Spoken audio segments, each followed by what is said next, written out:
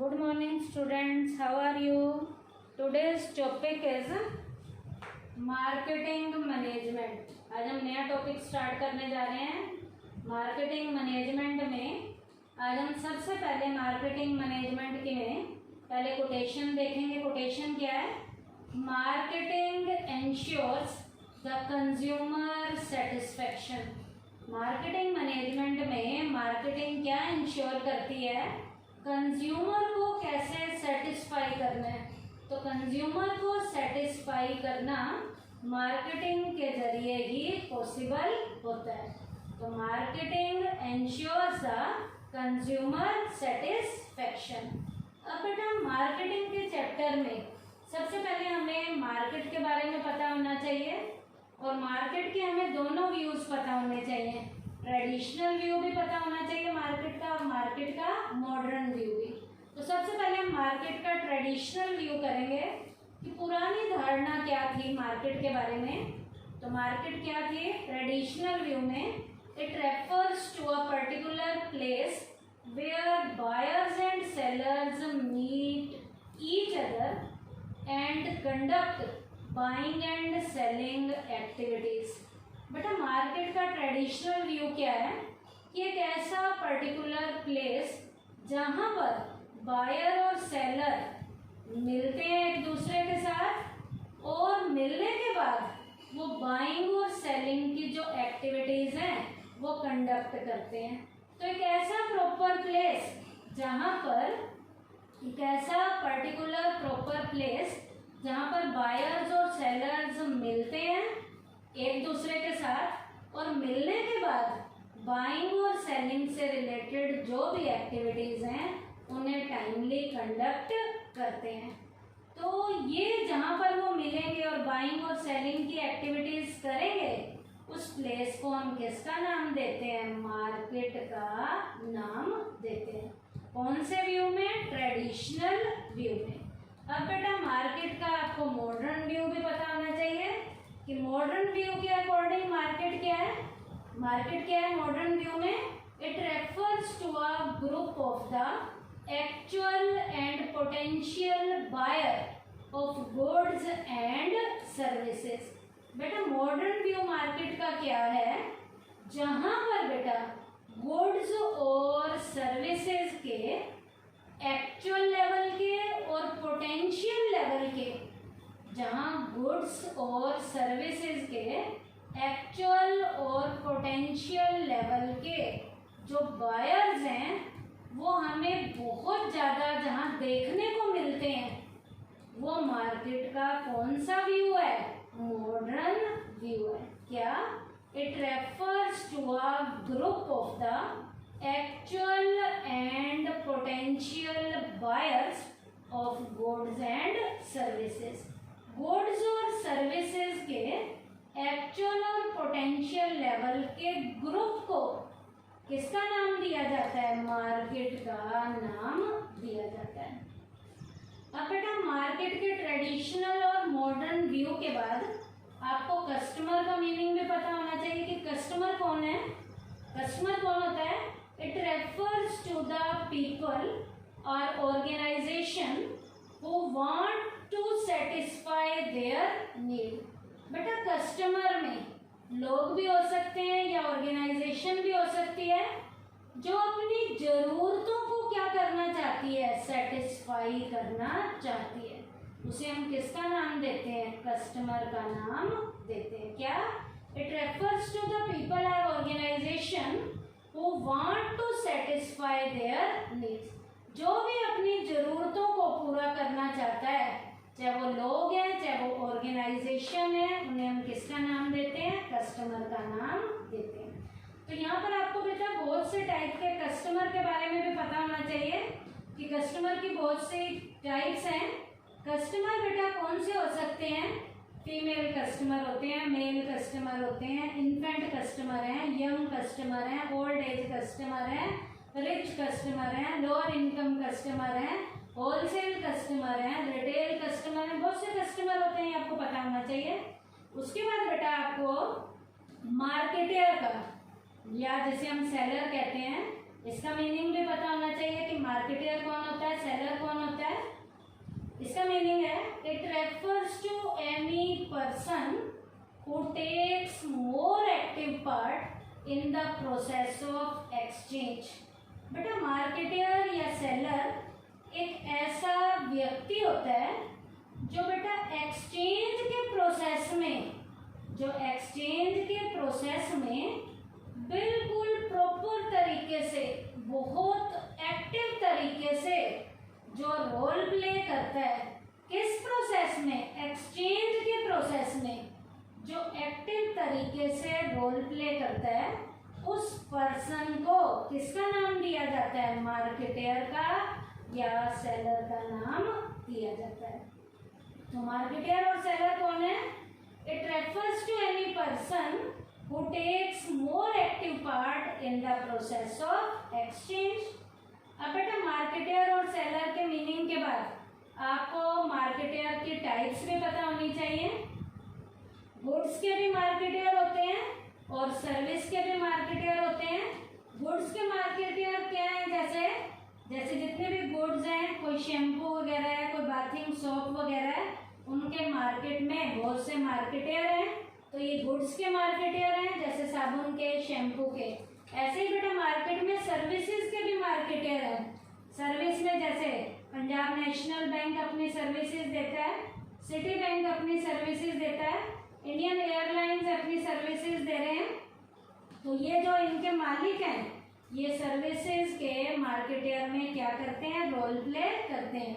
There are many marketer like the Punjab National Bank, City Bank, Indian Airlines who do not sell any product। ये कोई product बेचते नहीं है, but provide only services. ये अपनी क्या देते हैं? सर्विसेज देते हैं।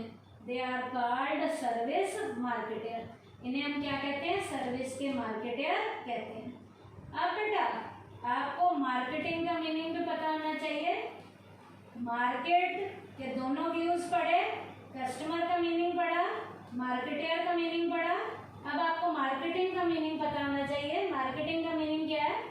It refers to that process under which valuable goods and services are created, offered and by doing transactions independently the needs are satisfied. बेटा मार्केटिंग एक ऐसा प्रोसेस है जिस प्रोसेस के अंदर वैल्यूएबल लेवल की गुड्स और सर्विसेज को पहले क्रिएट किया जाता है, बनाने का काम किया जाता है, फिर उसे लोगों को ऑफर किया जाता है, और ये सारी की सारी ट्रांजैक्शन बिल्कुल इंडिपेंडेंट तरीके से की जाती हैं ताकि नीड्स को टाइमली अच्छे से सेटिस्फाई किया जा सके।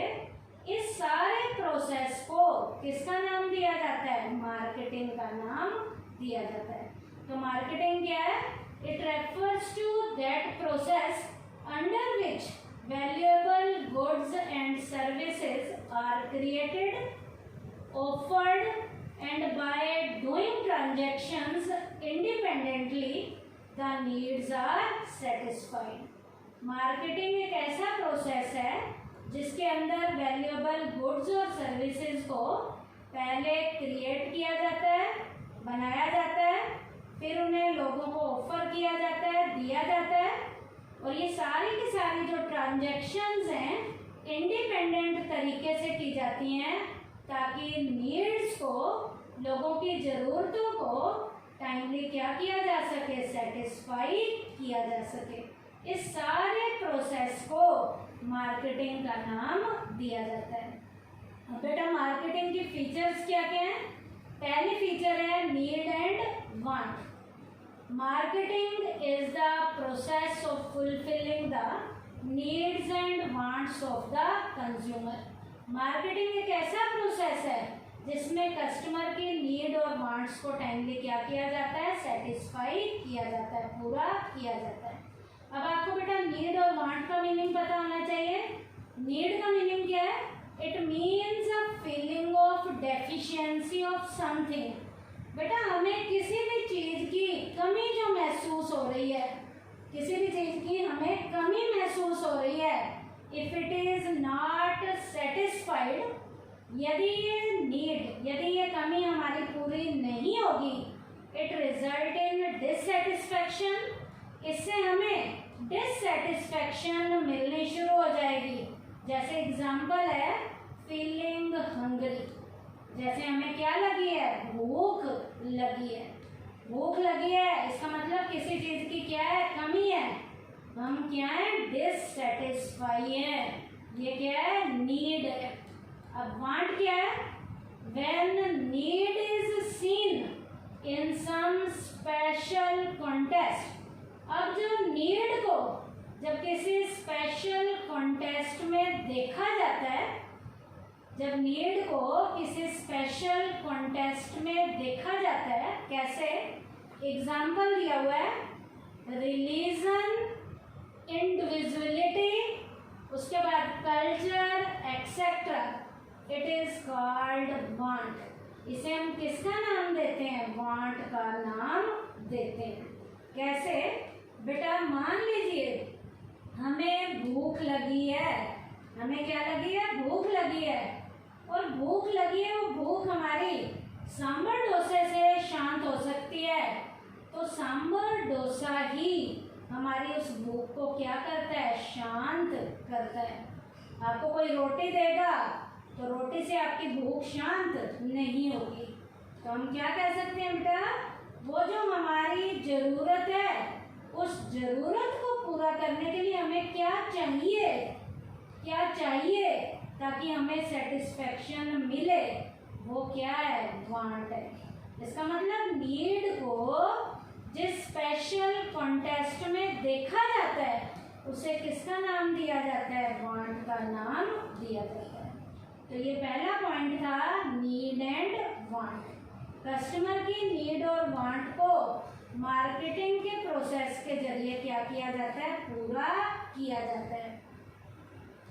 उसके बाद सेकंड पॉइंट है, क्रिएटिंग अ मार्केट ऑफरिंग। अब बनाने के बाद माल ऑफर करना है। The second feature of marketing is creating market offering. अब मार्केटिंग की सेकंड फीचर क्या है, बनाने के बाद माल को ऑफर करना है। It refers to providing complete information about the product and services। इसका मतलब माल को बनाने के बाद कस्टमर को गुड्स और सर्विसेज की प्रॉपर लेवल की, कंप्लीट लेवल की अब क्या देनी है, इंफॉर्मेशन देनी है। अब जो इंफॉर्मेशन देंगे वो इंफॉर्मेशन कैसे देंगे, providing information about the name of the product and service. वो इंफॉर्मेशन प्रोडक्ट और सर्विस के नाम के अकॉर्डिंग दी जाएगी, उसकी टाइप के अकॉर्डिंग दी जाएगी, प्राइस के अकॉर्डिंग दी जाएगी, साइज के अकॉर्डिंग दी जाएगी। उसके बाद बेटा सेंटर ऑफ अवेलेबिलिटी, कहाँ कहाँ पर ये चीज़ें अवेलेबल होंगी एक्सेट्रा, और भी बहुत से तरीके हो सकते हैं जिस तरीके से इंफॉर्मेशन दी जाएगी। A good market offer is always prepared keeping in mind the need and priorities of the customer. अब बेटा प्रॉपर तरीके से मार्केट की ऑफरिंग को क्रिएट करने के लिए कस्टमर की जो प्रॉपर डिमांड होगी, कस्टमर की जो मेन नीड होगी, उस नीड के अकॉर्डिंग और कस्टमर किस चीज़ को प्रायोरिटी देता है उसके अकॉर्डिंग ये काम किया जाता है। क्या, नीड के अकॉर्डिंग और कस्टमर किस चीज़ को प्रायोरिटी देता है उसके अकॉर्डिंग किया जाता है। तो मार्केटिंग का सेकंड मेन जो उसकी फीचर है वो क्या है, creating a market offering. Market offering में इंफॉर्मेशन दी जाती है गुड्स और सर्विसेज की। उसके बाद है customer value. A buyer analyses the cost and the satisfaction that a product provides before buying it। अब बेटा कस्टमर को किसी भी प्रोडक्ट को खरीदना है तो वो खरीदने से पहले ये देखता है कि उस प्रोडक्ट की कीमत क्या है, और उस प्रोडक्ट की कीमत देकर लेने के बाद वो प्रोडक्ट कस्टमर को सेटिस्फाई कितना करता है। कस्टमर लेने से पहले इन दोनों के बारे में सोचता है, उसकी कॉस्ट और उससे मिलने वाली सेटिस्फेक्शन के बारे में।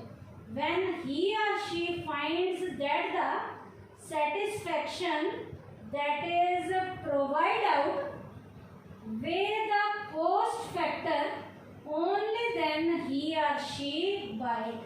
अब कस्टमर क्या देखता है, किसी भी प्रोडक्ट को लेने के बाद जो कीमत दी जाती है, कीमत के देने के बाद वो प्रोडक्ट कस्टमर को बहुत अच्छे से सेटिस्फाई कर देता है, तो कस्टमर जो है उस प्रोडक्ट को खरीदता है।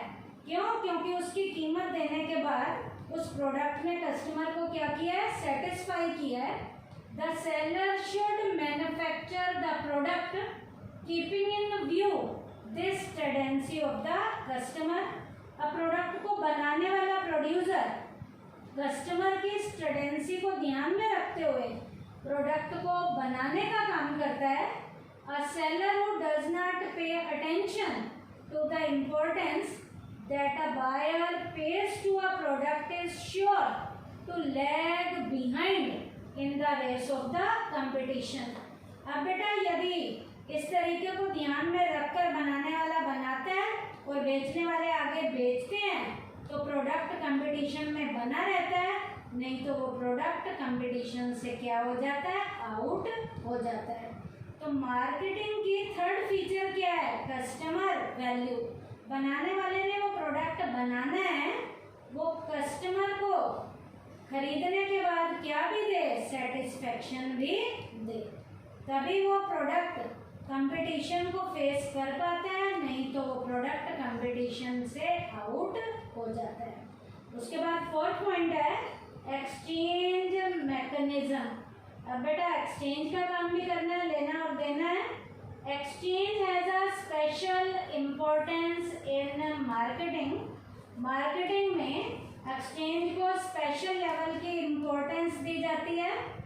Literal meaning of marketing, literal meaning of marketing is exchanging things.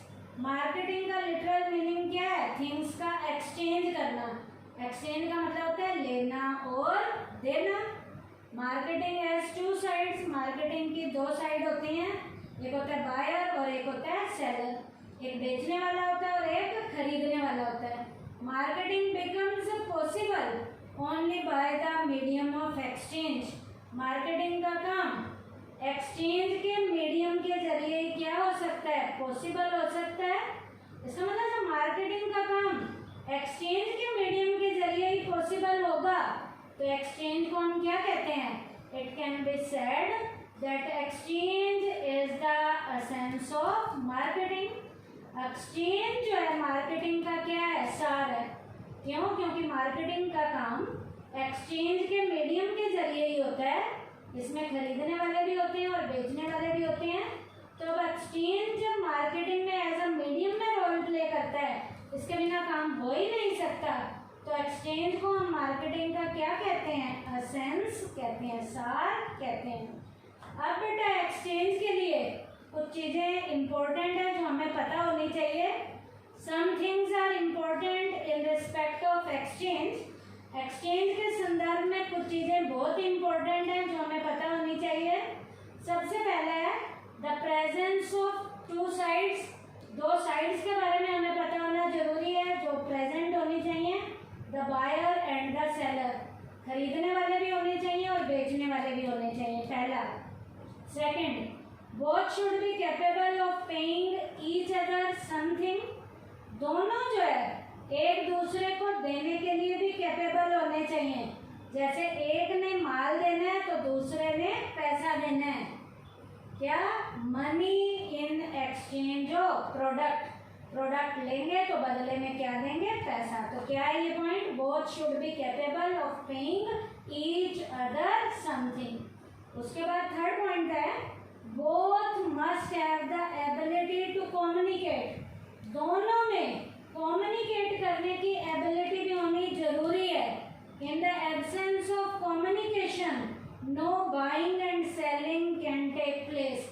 बिना कम्युनिकेशन के दोनों ना तो खरीदने का काम कर सकते हैं ना ही बेचने का काम कर सकते हैं। उसके बाद है both do the transactions independently and without any pressure.